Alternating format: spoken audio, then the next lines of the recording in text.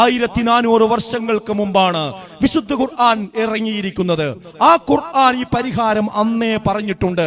മഹാനായ ലുക്മാൻ അലൈഹിസ്സലാത്തു വസ്സലാം സ്വന്തം മകനെ വിളിച്ചുകൊണ്ട് പറയുന്ന ഒരു കാര്യമുണ്ട്. അത് നമ്മൾ മനസ്സിലാക്കേണ്ട എന്താ, മക്കളെ വിളിച്ചുകൊണ്ട് ഇന്നത്തെ സമകാലിക സാഹചര്യത്തിൽ ഓരോ രക്ഷിതാവും പറയേണ്ട വളരെ പ്രധാനപ്പെട്ട ഒരു ഉപദേശമാണത്. ഏതാണ് ആ ഉപദേശം? യാ ബുനയ്യ, പൊന്നുമകനെ. ആ വിളിയിൽ തന്നെ എന്തൊരു ഓമനത്വമുണ്ട് നിങ്ങൾ ആലോചിച്ച് നോക്കൂ.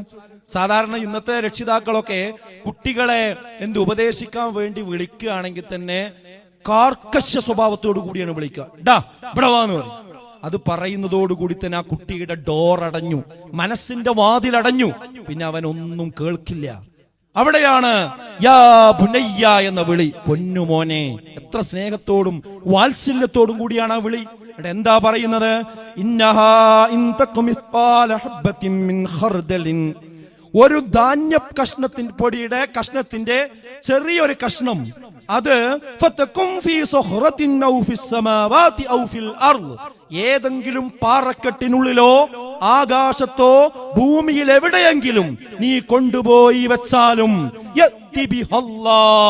അത് അല്ലാഹു കൊണ്ടുവരിക തന്നെ ചെയ്യും.